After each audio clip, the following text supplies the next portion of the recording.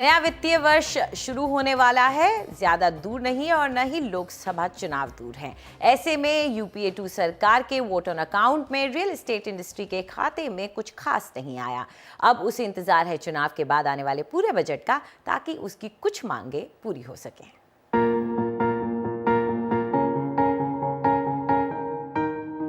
Real estate उद्योग की मांगों की लंबी फहरिस्त है। सबसे पहले रियल एस्टेट वाले चाहते हैं कि सरकार आयकर कानून के सेक्शन 43CA को बदले, जिसके तहत डेवलपर को सर्कल रेट से कम के सभी सौदों पर एक अनुमानित आमदनी की रकम देनी होगी।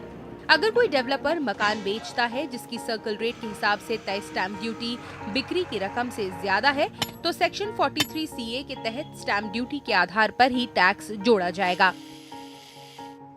यानी डेवलपर ने भले ही प्रॉपर्टी कम पैसों में बेची हो, लेकिन उसे आयकर ज्यादा देना पड़ेगा।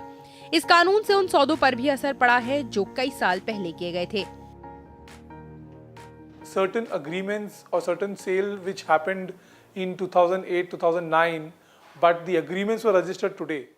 कई ऐसे मामले हैं जहां बिक्री 2008-2009 में हुई, लेकिन करार की रजिस्ट्री अब हुई।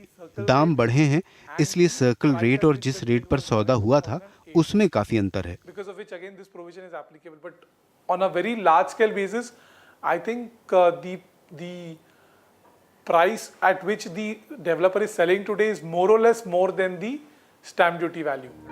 रियल एस्टेट के बड़े उद्योगपतियों का कहना है कि सेक्शंस 43CA, 50C और 5627B जैसे प्रावधानों को लागू करके दरअसल दोहरा टैक्स लेती है, जिससे खरीदने और बेचने वाले दोनों पर असर पड़ता है। Even if your property is not sold and it is stock in hand, you will have to pay income tax on it. जब तक प्रॉपर्टी नहीं बिकती तब तक आपको इनकम टैक्स देना पड़ेगा, यानी बिना पैसा कमाए भी टैक्स देना होगा।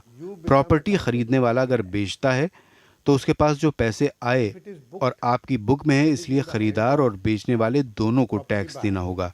ये दोहरे टैक्स का मामला बनता है। Even then, the income which will accrue to him when he will sell it, and since it is in your books, so even he pays the tax, you pay the tax. So you're charging double tax on one factor. It's an extremely damaging provision.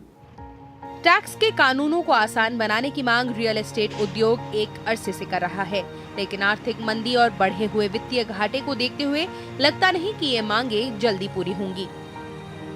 नई दिल्ली से ओनिता मोझा की report, NDTV।